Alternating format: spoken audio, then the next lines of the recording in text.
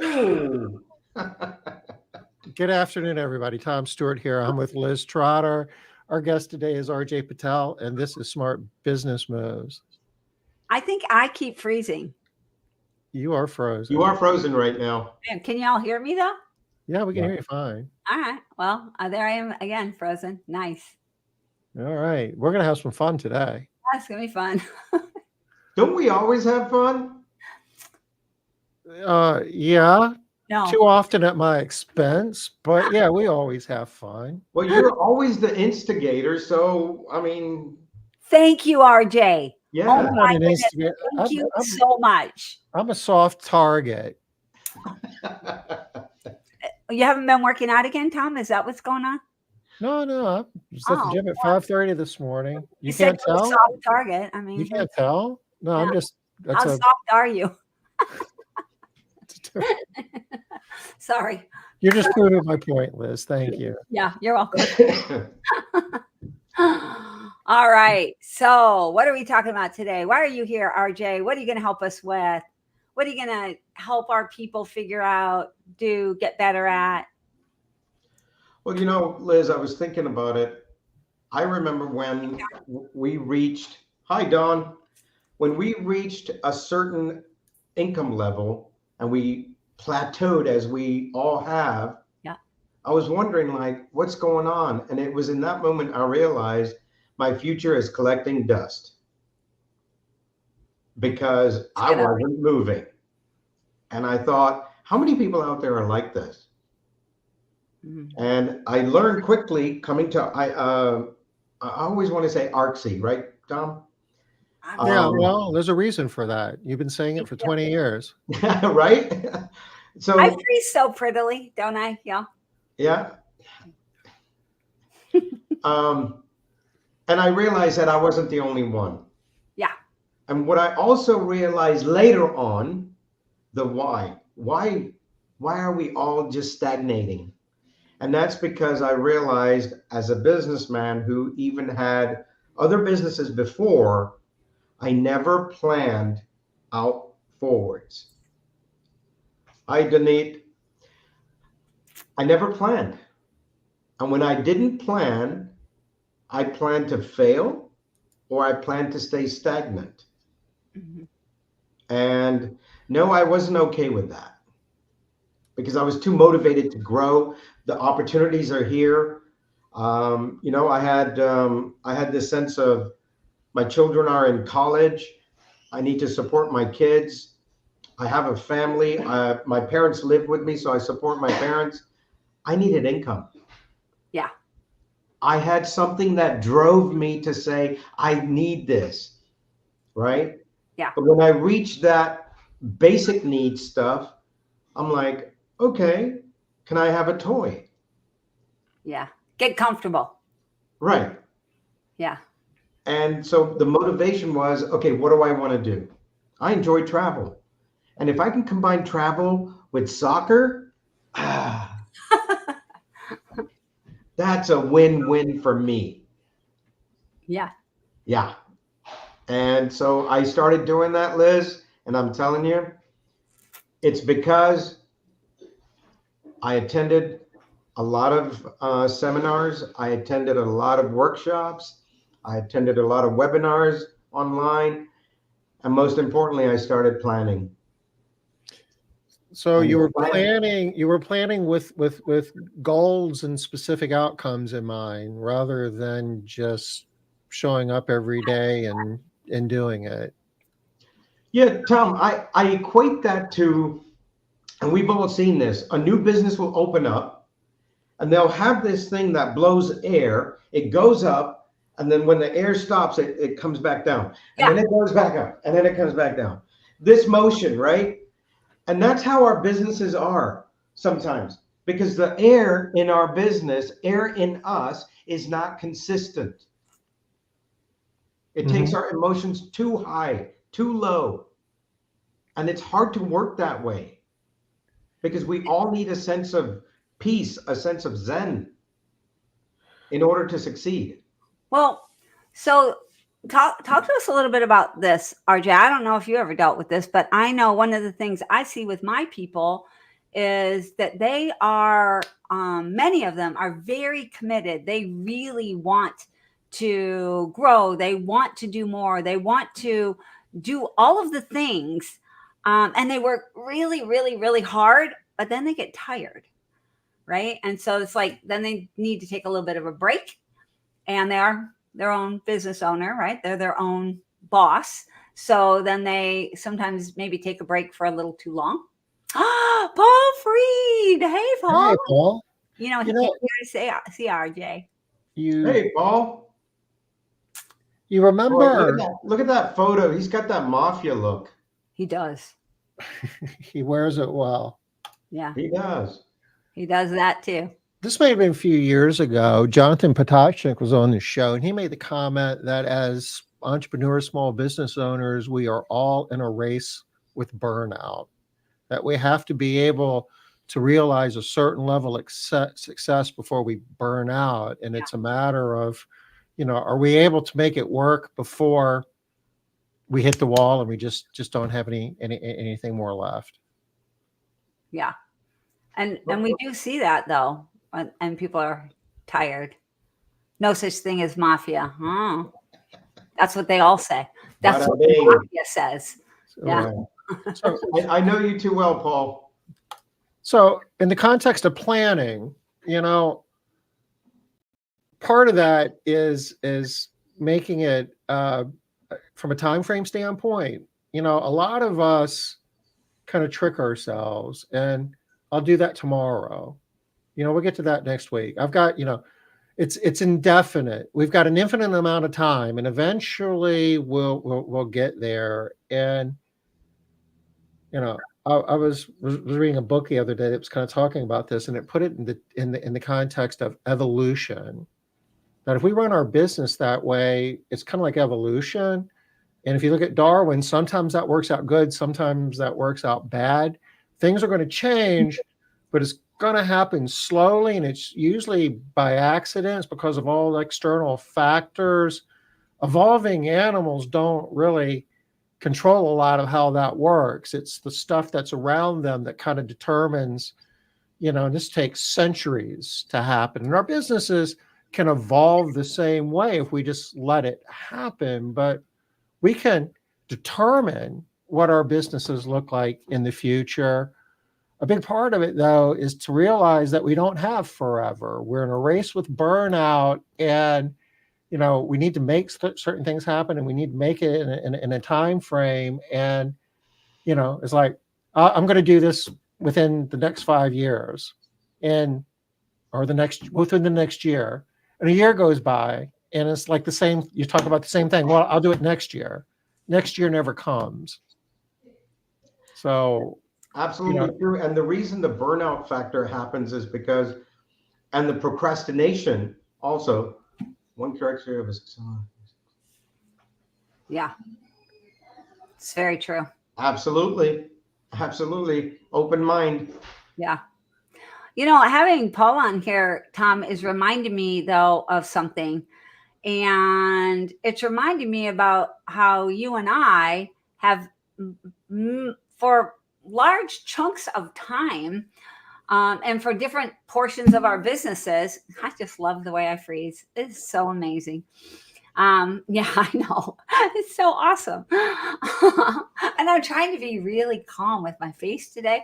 Yeah, it's not helping. No, there is no such thing with me. No. All right. Anyway, we have done exactly this, Tom, where we've gotten into we're just going to keep busy mode. And we're not doing the big planning, not figuring out next steps, not looking at, where are we going? We're just grinding. And I mean, I feel like we can speak to experience really well here, that if you do that, you will not get anywhere. Or you might get somewhere, but you're going to a place you don't want to be. Yeah. Not where you planned on, not where you thought you were going to go. You get somewhere and you look back and you're like, how did I get here? Oh, okay. Yeah. I see. I see. But how much further? And many times when we were going through different times of different periods of time where we were doing this, we could even see ourselves doing it. We're like, yeah, but we're busy. Yeah. You know, We don't really know. I mentioned that I support my parents. My parents live with me, and my dad's a very wise man, very spiritual man. And one day I come home, we have dinner, we're sitting down, I spend time with them, and my dad says, "I see you're so busy." I'm like, "Yeah, Dad, we're doing this, you're doing this, you're doing this." Great. And then he asked me two questions. He says, "If you're that busy, are you being productive and are you making money?" Okay. And I was like, I let me get will. back to you on that. Yeah.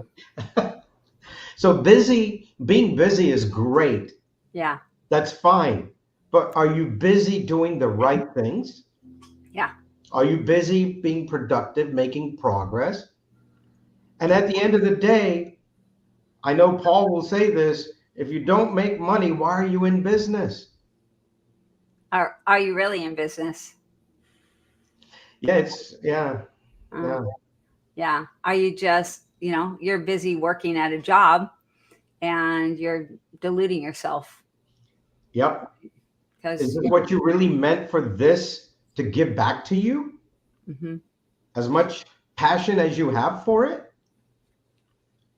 Well, turn that passion into something that gives you the quality of life that you're looking for. That's important. So what about with people when they're like, I don't really know what I want, right? We run into that all the time too. They're like, I don't, or the next answer of either I don't know what I want or I just want to earn $1 million. I just not earn $1 million. Sorry, I want to bring in $1 million in revenue. Yeah. I just, I want $1 million house cleaning business. yeah, I want to be $1 million house cleaning business. And that's wonderful. But I think Paul and I had this conversation a while back. If you bring in $1 million in revenue and make 10%, 100,000, or you're gonna bring in 800,000 but make 200,000 in revenue, which would you rather have? So don't get fixed on something that's just a number. Out of the sky. What did Sean say there? Yeah, I thought creative avoidance. I see so many owners and managers that know what to do, but avoid it because it's hard, uncomfortable, etc. Oh yeah, so true. Yeah. So we stay busy doing things that aren't important. We stay busy doing things that aren't our job responsibility as CEO. We're doing somebody else's job, and it's all gives us cover. It gives us excuse for not doing the important hard stuff. And we can feel good about ourselves, like we're actually so busy. We're doing things like you talking to your dad. I'm so busy. Your dad, oh, you're so busy. Yeah, but I work 16 hours a day. Yay me. yeah, we've seen that a lot too. I can think of a few people. I'm thinking of one woman that works like a dog. I mean, she works hard all the time. And That's a great analogy, right? Everybody wants to hit that home run, yeah, but the game is really won with singles. And an occasional double and triple is great. And when you have the bases loaded, go ahead and hit a grand slam. yeah, But it takes time to do all that. And grand slams don't happen that often. They're rare. yeah. Just like trying to win a lottery. It's a rare thing. It's not a legitimate business plan. No, no, for sure. I like the way you laughed, RJ. Like, oh, that's crazy thinking. Yeah. And you know, all of us wish, right? All of us wish, oh, I wish I could. You see the billboard and it says, 500 million. I look at it and I go to Asha, I say, look at that. What can we do with that? And she's like, well, you have to play. And I don't. Yeah. It's just wishful thinking, right? Yeah. And to think that our business is going to turn into $1 million just like that, it's not going to happen. You have to plan it out. And the way you plan it out is you look at your last 3 years of growth and you're realistic, right? You set your SMART goals for your next 3 years. And then what can you achieve? And the burnout factor happens because you're doing too much, you're not delegating tasks, you're not hiring people, and you're stuck. And you're And not you're, doing the right thing. So you're not getting any kind of forward momentum. You're just really, really busy, busy, busy, busy. Nothing happens. You don't go anywhere. You don't do anything, but you're so busy that it feels like you should be going somewhere. And it can feel hopeless. yeah, I've seen a lot of people in this. It's like, but you don't understand how hard I work. And I kind of do understand how hard you work. Yeah, just working on the wrong things. And it's hard to change those bad habits. Really hard. working hard is not a bad thing. Mhm. But working hard and not being productive and making money is not a good thing. No, Yeah. no, it's not. So our goal at the workshop next week is all about how can we help you? Workshop next week. We haven't talked about that, have we? Oh, Do No, we? but I see a bunch of people that are on here are going to be at that workshop. So Natalie, I'm really looking forward to having you there. It's going to be great. You're going to love it. We're going to help you get out of that. But I do want to remind you, not you necessarily, Natalie, but for those of you that are in this pattern, right? You maybe you set some goals and you say I'm going to be $1 million business, and then you keep doing the same things that you were always doing.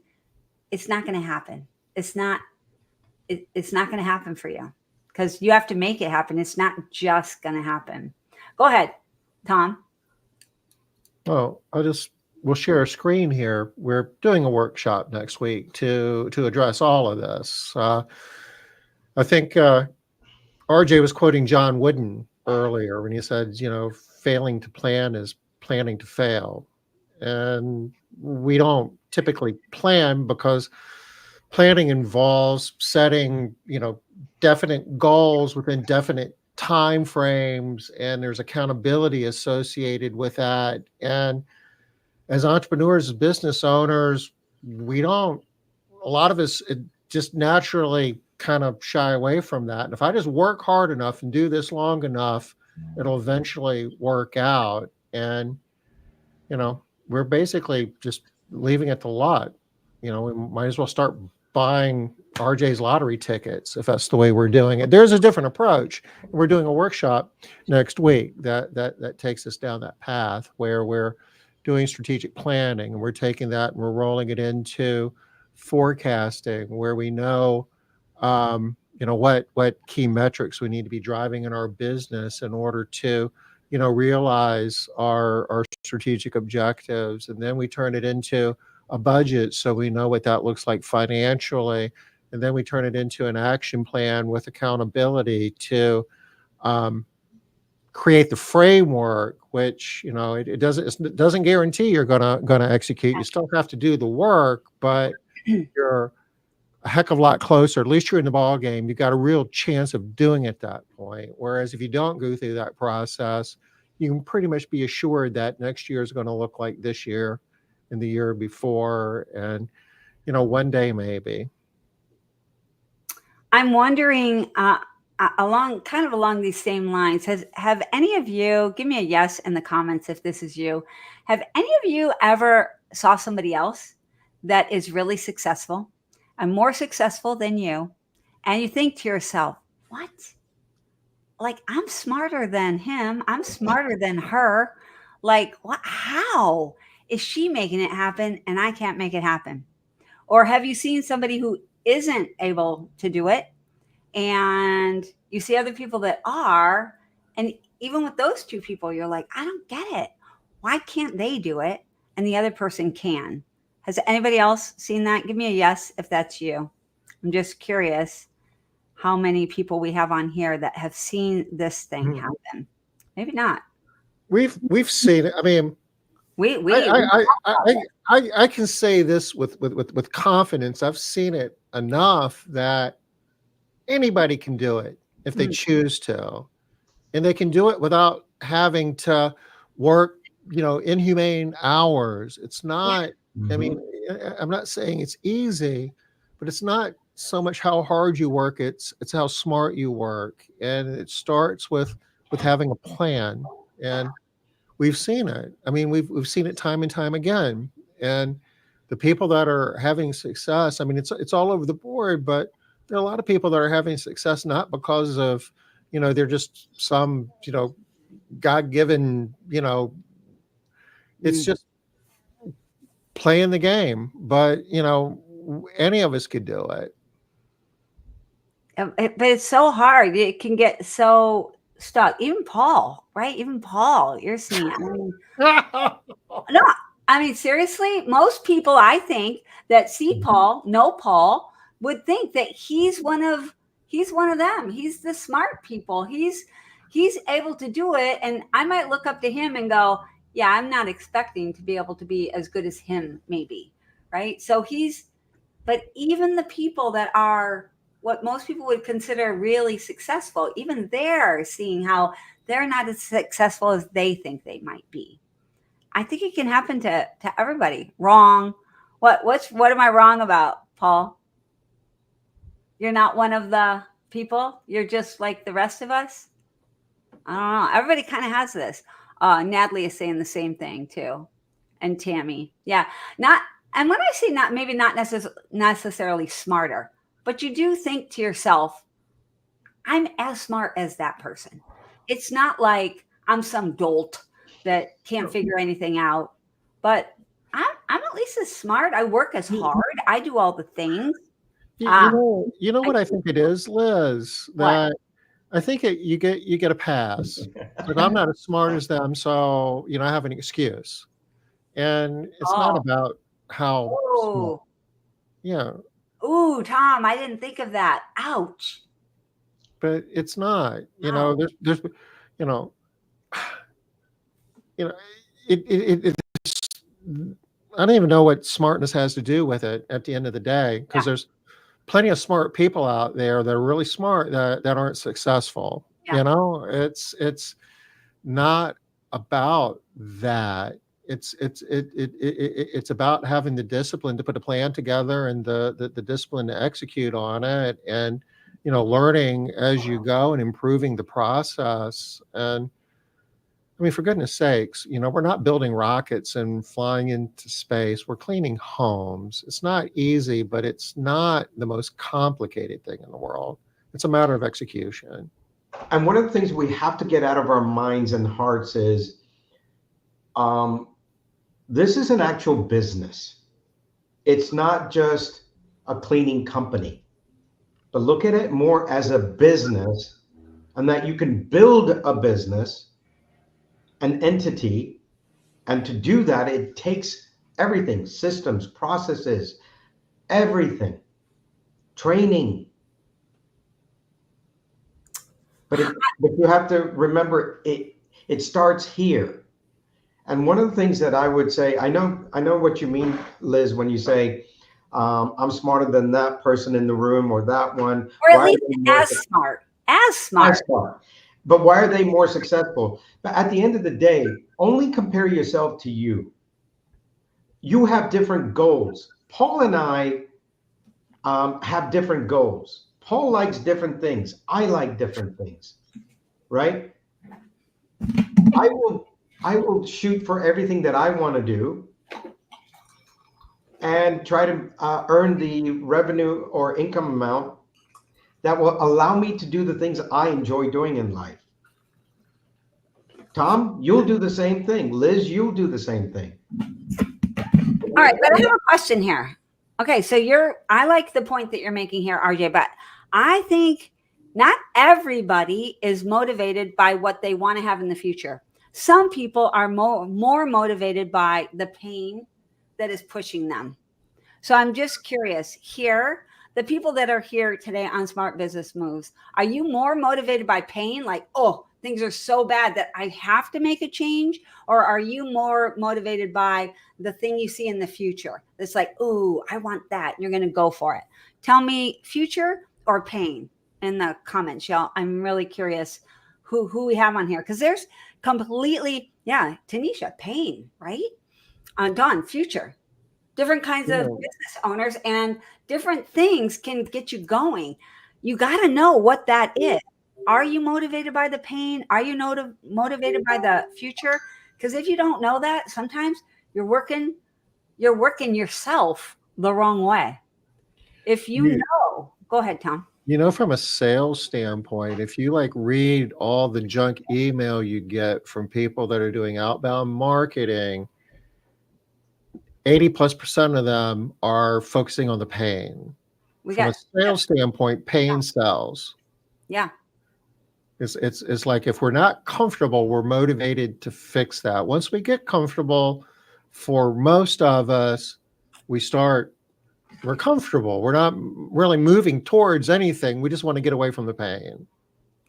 Which is why so many people can get stuck, because they get comfortable. And we're evolving at that point. No particular direction, no particular purpose. We're just evolving because we're not in pain. Oops. Future. We got another future on here, Adriana. All right. I love this too, Paul. People are wrong when they say that's impossible. Oh, I love that. I can see that in Paul. Me too. Hey, Paul, when you say impossible and you separate that word, it says I am possible. And people need to just learn to see that in themselves. Yeah. It's hard though.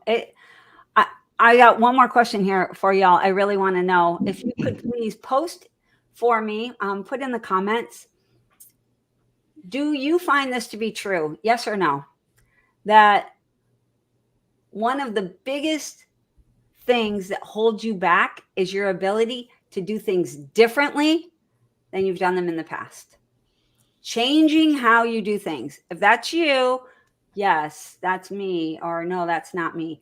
I see this as this is a hard thing for people, which is why I really love the 3-day workshop, something that's longer. We had a lot of people that were like, that's too long. I have to stay out and I stay away from my business for that long, a hotel, all of the stuff.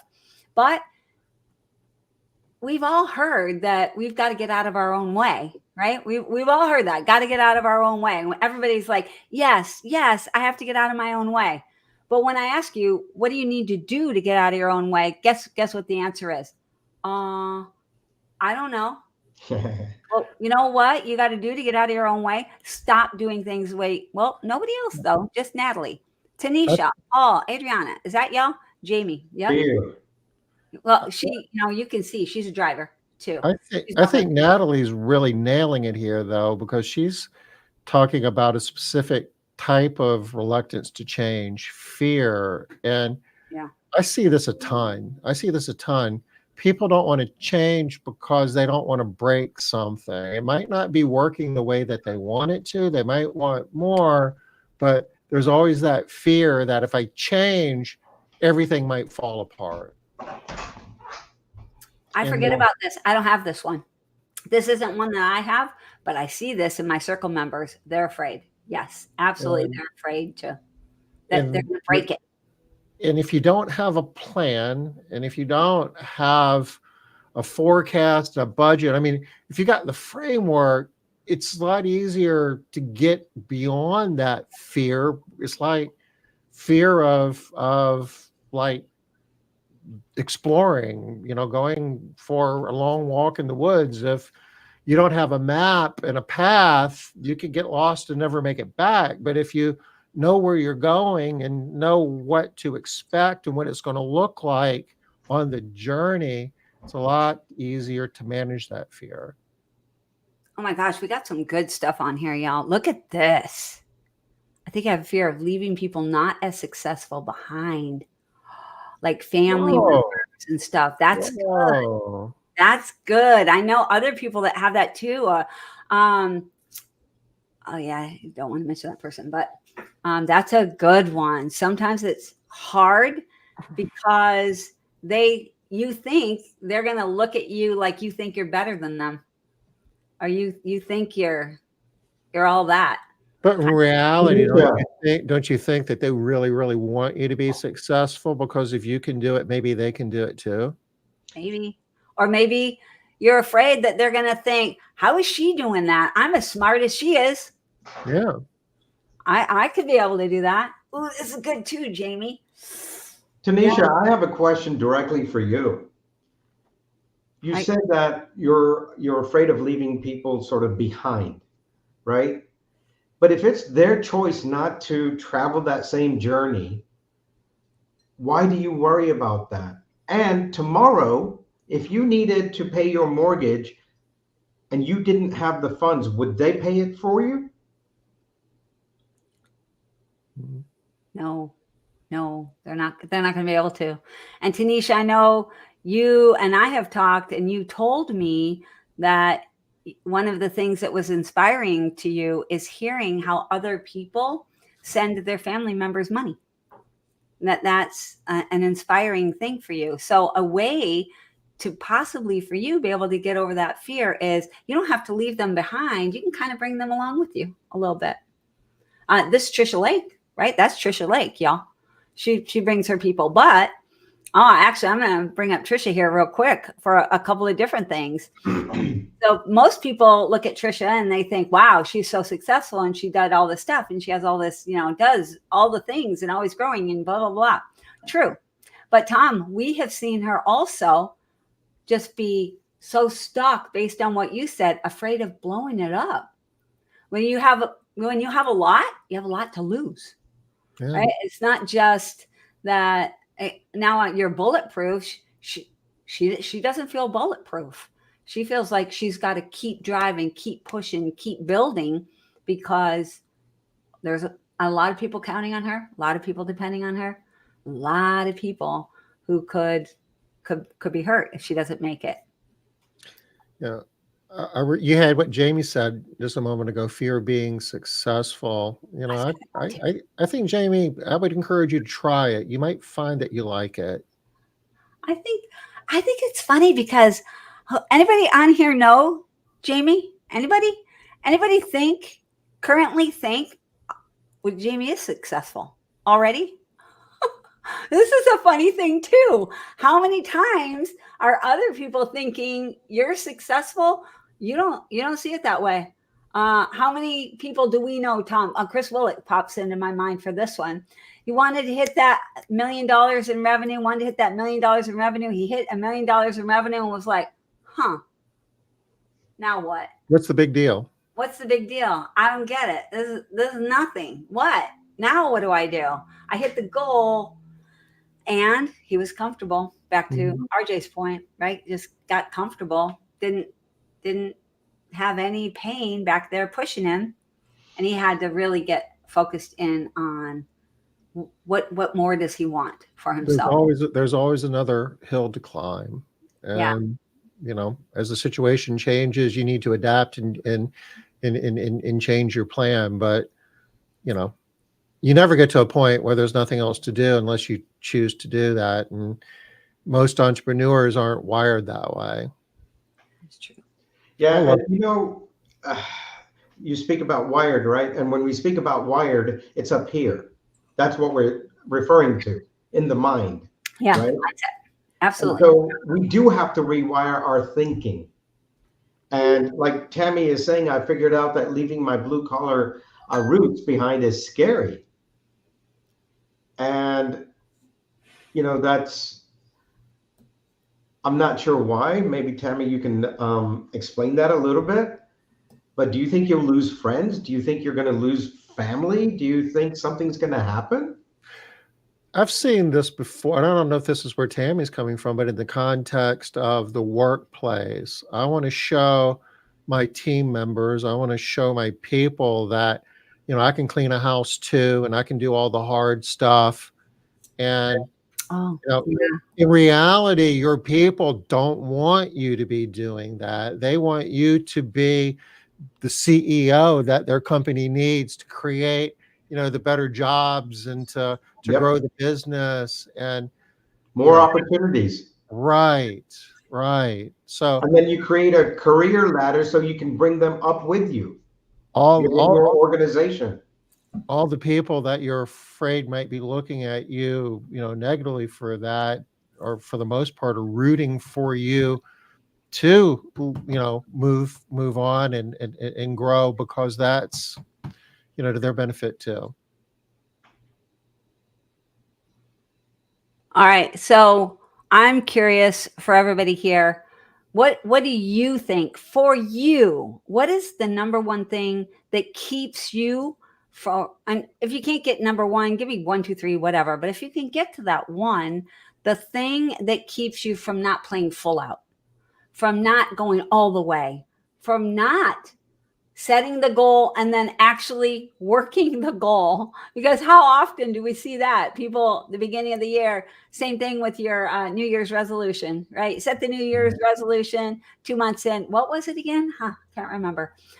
Set your goal, and here you go, 3 months in, you're like, where did I put that thing again? Your goal isn't something that you put somewhere, y'all. Right. It's not something that you like create and then it like goes up on a shelf. That's not a thing. Now, Liz, I would like to know from our audience today, and if you can just put it in the chat, do you have, this is a yes or no, do you have somebody that holds you accountable in your business? Not achieving it, feeling like a failure. Ooh, that's hard, Natalie. That's a lot. Oh, sorry, Tom. Tom and I are both trying to get you in there at the same time. That's good. That's so. It can hold you back, right? I'm so afraid that if I don't achieve it, I'll feel worthless. I'll feel like a failure. So if I don't have a goal, if I don't have a plan, then I don't have to worry about that. I'm just evolving. Can I share Yeah. something with Natalie that happened to me Yeah. when I felt like I was a failure? Natalie, the very first year I was the head coach of my own soccer team, I was being groomed, and then they gave me a soccer team. This was back in 1989. My record for the entire year was 1 win, 18 losses, 1 tie. So if I based my coaching abilities, which I did in that moment, that I'm sorry, guys, I went to my club and I said, I'm not helping these kids. We lost 18 of our 20 matches. Oh. So I'm going to quit, is what I told them. And they said, no, go home and think about it. You're doing good, whatever, right? They couldn't find coaches, so they're like, stay. Okay. So as I'm thinking about it and I'm talking to my wife, I'm like, I got to stop. I'm not helping these kids. I received a letter in the mail from Georgia Youth Soccer Association. Congratulations. You are the coach of the year in the state of Georgia. And I said, excuse me? I love that. That's awesome. So I actually called, I know his name, the director of coaching, Jacob Daniels. We didn't have emails back then. So I called him and I said, Jacob, there's a mistake. I got this letter. Somebody else's name needs to be on here. And he said, no, RJ, no, it was for you. I said, well, I don't even know there's a process. Why am I the coach of the year? And he says, you should read the letters the parents sent in. And so I started reading the letters. And today we can say those are our reviews. I started reading the letters and I was floored. I didn't realize in that record-keeping failure that I thought I had, the impact that I was making on those kids. And so when you think you're failing, you're doing good things somewhere else. You're just not realizing it. And believe it or not, the next year, 1990, I was the United States Youth Soccer Association Coach of the Year. No, that's very cool, RJ. So in my thought process of failure, there was tons of success Mhm. that I didn't know until somebody brought it to my attention. And there's always good to be realized in failure in I mean, you got to be careful. You don't want to fail in a way where you're blowing your business up and losing everything and wind up, being homeless. I mean, there are ways of failing that can certainly suck, at least for a moment, but there's a lot of opportunity to learn, what's the risk associated with a decision that, or choice that you're considering, and that gets back into the planning process as well. So if you're going to fail, you might not hit your goal, but you're not going to necessarily crash either. There's a big difference between not hitting your goal and crashing and burning. And so much of the true gratification and joy out of this is setting a goal and working towards it. Even if you don't hit it, you're making process, you're growing individually. And in the context of what Tammy's saying here, you have an opportunity to set example for other people as well. Getting back to your family, if you're able to have a success that your other family members haven't had the opportunity to realize, you're helping them understand that, gee, it's doable. Well, like we were saying earlier, wow, if Tammy can do this, I guess we can do this too. That not only are you doing Yeah. it for yourself, but you're doing it for a broader group of people. It's kind of like the 4-minute mile, the whole Roger Bannister thing, that Yeah. for years people thought that nobody could run a 4-minute mile. And once he figured out how to do it, everybody was doing it. Same in this industry. Rolling back, 20 some odd years ago when we started RXC, the idea of being $1 million, year cleaning company from a revenue standpoint was like being a unicorn. And then a few people figured out how to do it. And then everybody kind of figured out how to do it. And, it's, I'm not saying everybody's $1 million company, but it certainly isn't unusual. A whole lot of people are, many times over. Nobody's going to argue anymore that it's, so hard, that it's so rare, that like you're just not going to hear that anymore. You're going to hear more that, how do they do it? Not there's something crazy about them. I wanted to share something here real quick that I think could help a lot of people. I have an image of it, but I can't. I just drew it here. Can y'all see? Oh, you probably can't see my screen, can you? Can y'all see that? Yep. It's a triangle, yeah. All right. So it's just a triangle, and it has 3 things on the triangle. It just thoughts, feelings, and behavior. So a lot of times we get stuck thinking about one. We get stuck thinking, I got to change my mindset, right? I'm trying to change my thoughts. I'm trying to change my mindset. I'm trying to do all this stuff. And it's so hard, Liz, you don't understand. And for all you circle members, you've heard people doing this all the time, right? And then you'll see people that are like talking about their feelings, but I feel afraid. I feel like I can't do it. I feel like if I try and I fail, all of the different feelings around this stuff. And then we talk about behavior. Like, you got to change what you're doing. I'm trying, Liz, but I feel like I'm doing different things. I am doing different things. And how? What else am I supposed to be doing? I'm working as hard as I can. I'm putting in 16, 20-hour days. I'm doing all of the stuff. Y'all, if wherever you are on this triangle, I love this triangle because do you see how it doesn't go in one direction? Everything links to the other. So if one thing is not working, go to another point. If you can't change your mindset right now for whatever reason, just change your behavior. Change what you're doing. And if you can't change what you're doing, change how you feel about it.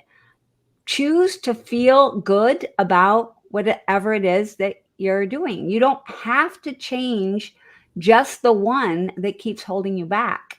There are three choices, three corners, and you can start anywhere. I usually recommend Start with behavior. Start changing what you're doing, because it's the easiest one in my mind to change. Change what your body is actually doing instead of getting up at 9 o'clock in the morning and kicking back for an hour. Don't do that. Just get up at 8:30 and get to work 30 minutes earlier. And instead of sitting down and turning on your computer and turning on Facebook or what's the one that everybody always looks at? Can't think of what it's called now. TikTok. Instagram, TikTok. Yeah, TikTok's what I was going for. Thanks, Tom. Right. Instead of turning that on and finding it's like now, wow, 10:30. Instead of doing that, like decide what you're going to do in advance. Yeah, TikTok. And decide what you're going to do the night before. Decide what you're going to do. And then when you come in the morning, instead of opening up your computer and turning on TikTok, look at that plan for what you said you're going to do. Just the little thing, right? Just look there first. How much time will you save? How you could save yourself an hour. You could have an extra hour back in your day just not looking at TikTok. So look for the thing that you can do. How many of us look for what we can't do? All right, getting off of my proselytizing for 5 minutes there. I'll get off that soapbox for just a half second. Not for long. Don't get excited. Tanisha's laying it out here, though. She's got several things that the day-to-day responsibilities, the fear of leaving people behind, the fear that I'm going to give it my all and fail.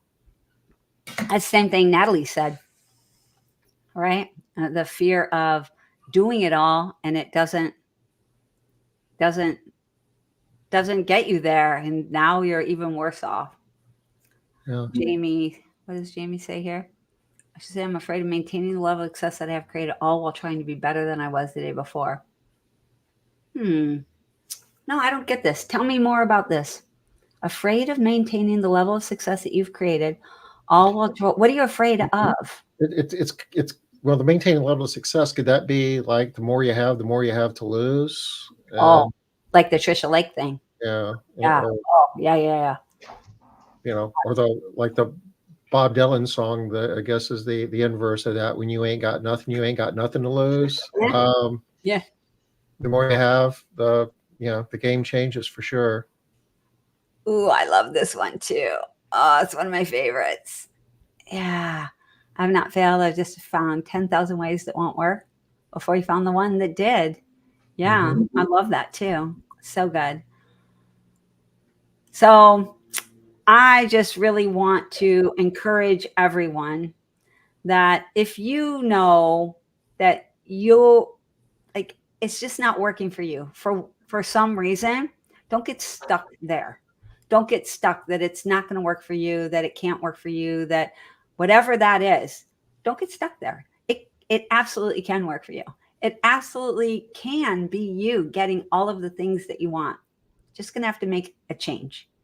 And that's why we got a 3-day workshop to help you create some new habits for yourself, not just giving you some information. The reason why it is a workshop, we are going to require you to work, and we are going to have an accountability piece afterwards where you're going to have to check in and are you doing things according to your new plan?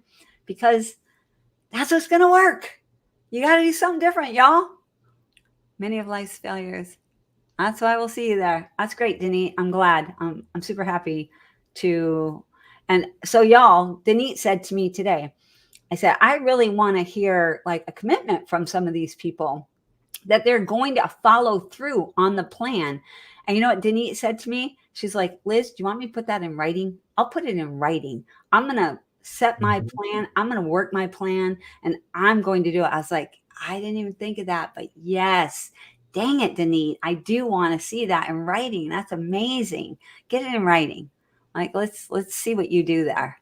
I'm totally looking forward to that. And we actually have an exercise for that next week when you're here.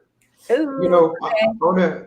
We all look at Michael Jordan as probably the best basketball player that ever played, right? No. Not those of us that don't know basketball.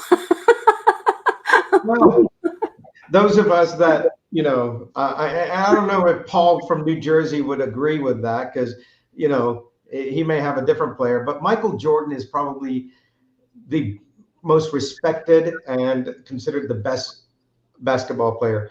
But in his lifetime, he says, I missed more than 9,000 shots in my career. Missed. But Dang. guess what? He took 9,000 shots in his career. No, he took more than that, but he missed 9,000. I've almost lost, I lost almost 300 games. Okay? 26 times have been trusted to take the game-winning shot. Wow. Wow. Thank you, Paul. I agree. Michael Jordan, Kobe Bryant, these guys, right? When they separated themselves, it's their work ethic. It's their discipline. It's what they did. They weren't born that. They became that. Yeah. We're going to show you so much next week over 3-day period about why, how, and give you some tangible things that you can do right away, the very next or that evening. Because I have an acronym. It's called BED, B-E-D, and I read it every night. You know what BED stands for? Sleep. Better every day. Ah, it's nice. That's so much better than just sleep. Yep. Yeah. But what do I do in that better every day, every night before I go to sleep? Because it's a discipline. And we all need that. And we'll help you create that for you. It's for you individually. You'll create that for yourself. Okay, one more thing, because I know we have to get out of here in just like 5 minutes, a little bit less than 5 minutes. One more thing that I really wanted to point out. And RJ, you're going to be starting us off with this. I'm really excited by this. On day one, you're going to help people to see a larger vision that is actually, they can believe is possible. Because I know that there are a lot of people, you guys, if you're still here, type if this is you, just type me. If you're the person that thinks to yourself, yeah, well, if I'm not sure I can do that. That goal's too big. I'm not sure. I don't know how I would ever do that. Can't even think bigger because you get stuck in the, I don't know how. It's too big. It's too much. Anybody? Is that anybody you? Give me a little me if that's you. I know that's some of you for sure. But you're going to help us to be able to see a bigger future that we believe is possible, that we can believe I can do that. I actually can see. And Megan is really going to be doing, yeah, that's good. That's a lot of people with that one. Megan is also going to be giving us a really great exercise that not only makes you believe, think, oh, I can do it, but makes you believe you can do it because the math works out. So for those of you that are like data oriented, you're like, I can't just throw a number out there and like, how am I going to do that? It doesn't even make sense. Megan's going to show you a way for it to make sense on top of that. So super excited about that. Don't want to be afraid of the reversible decisions. We talk about that a lot. Most of the things that hold us back are things that even if we fail, it really isn't that big a deal. We're not going to be doing skydiving next week. That's not a reversible decision. If you don't know how to skydive, it's a pretty good idea not to jump out of an airplane because that's not a reversible decision. If you fail at that, then you don't get a second chance. But 99% of the things that hold us back, it's the Thomas Edison thing. Well, you just learned another way not to do it, and you get up and you do it again. But you do it with a plan. You do it with a strategy, and you do it where there's accountability that you're growing. You're getting better every day. And you can get all of the things that you want. You don't have to go for somebody else's dreams. You don't have to go for what other people's version of success is. I think it was Jamie that said she just wants to be better today than she was yesterday. I mean, you can go for your own definition of success. Who do you want to be? What do you want to have? What do you want to be? And we'll help you figure that out. We'll help you get there, not somebody else's version of success for you. And the other thing that I think is really powerful is we're going to hold you accountable.